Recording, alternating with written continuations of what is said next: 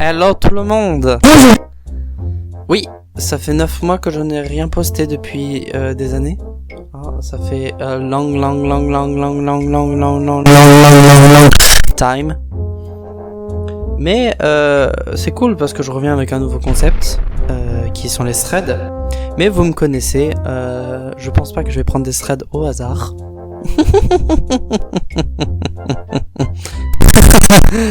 Non, je vais pas prendre au hasard.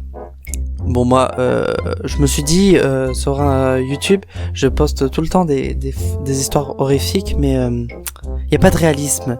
Donc du coup, j'ai pris des histoires vraies. Et vous allez vous chier dessus parce que j'ai 2 histoires aujourd'hui pour vous. 2 histoires.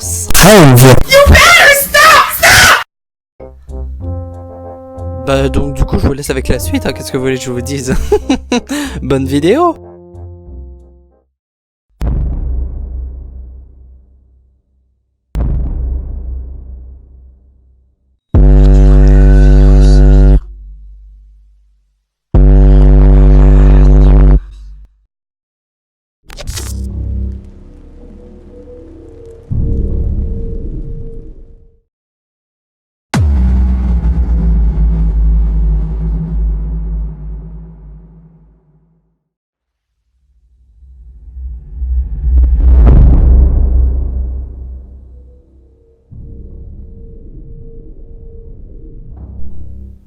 Mon père était sorti pour une entrevue, donc ma sœur et moi sommes seuls chez nous, pour environ 2 heures. Je regarde la télévision au sous-sol et puis je suis allé dehors. Quand je suis rentré dans la maison, j'ai laissé la porte ouverte pour mon père, puisque c'était presque l'heure qu'il rentre. Je suis allé en haut et j'ai passé un peu de temps avec ma sœur.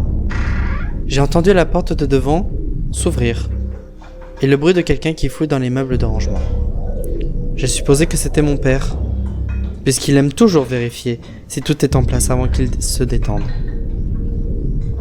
J'entendais ici la porte de mon père ouvrir et fermer, quoique lentement, plusieurs fois.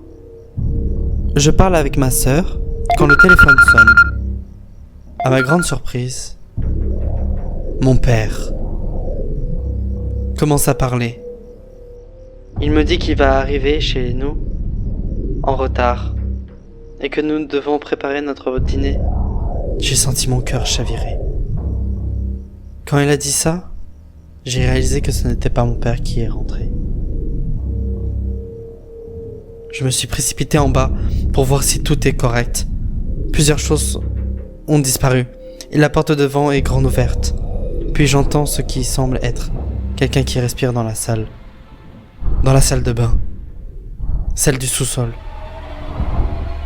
Je m'empêche d'hurler alors que je vois une main enroulée autour de la porte, un visage qui regarde autour du coin. Dès que le mec me voit, il se met à courir comme un dératé, hors de là. J'ai couru après lui, mais il s'est échappé. Plus tard, j'ai trouvé un couteau de bois par terre, dans la salle de bain. Je ne sais pas quelles étaient ses intentions avec l'arme, mais elles n'étaient pas bonnes. Peu après, j'ai appelé la police, mais ils ne l'ont jamais retrouvé. Maintenant, mon père appelle toujours quand il est en train de rentrer à la maison, pour s'assurer que je sais qu'il est encore sorti. L'intrus, je veux le jamais rencontrer dans ma vie.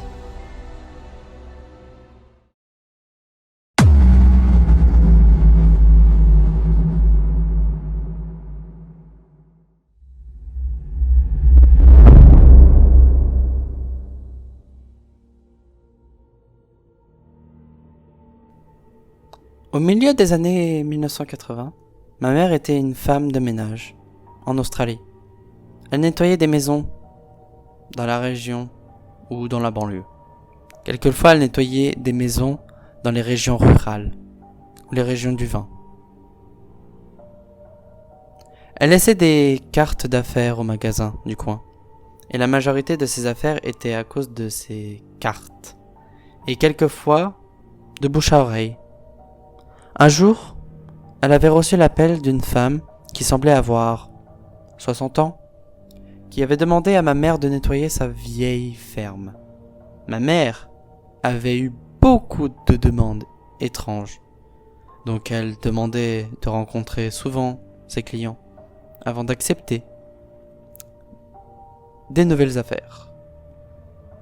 Dans ce cas-ci, la femme n'avait pas voulu rencontrer ma mère et elle avait dit qu'elle laisserait les clés sous le paillasson. Mère était d'accord, principalement parce que la femme était évidemment assez riche et elle offrait de payer considérablement plus que raisonnable. Lundi matin, ma mère était allée à la maison et elle se sentait déjà perturbée à cause de la longue voie privée. La maison était essentiellement au milieu d'une très grande propriété, très vide. Elle avait trouvé les clés et elle avait commencé à nettoyer. 1 heure plus tard, elle avait entendu la porte de derrière se fermer. Comme la femme avait dit à ma mère que personne ne serait à la maison, elle s'était sentie immédiatement mal à l'aise. Elle était debout, glacée. Pour ce qui semblait être 3 ou 4 minutes, bien qu'elle m'a dit que c'était sûrement les minutes les plus longues de sa vie. Il n'y avait aucune autre voiture dans la propriété. Elle voulait partir immédiatement. Mais il lui restait 2 chambres à nettoyer. Le temps avait passé et elle n'avait pas entendu d'autre chose. Elle avait décidé que peut-être ce n'était rien, ou peut-être quelque chose était tombé, et que c'était pas la porte. Elle avait monté le couloir et elle était entrée dans une chambre. Des photos noires et blanches étaient partout sur le lit.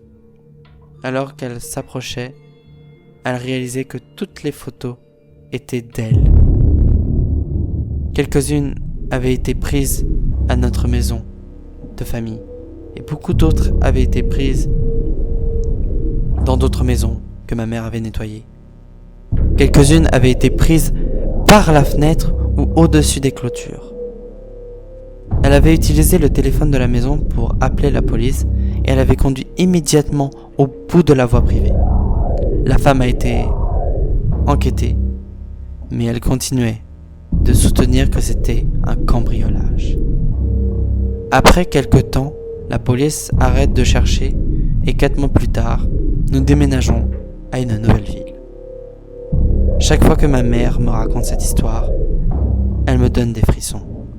C'est absolument une vraie histoire.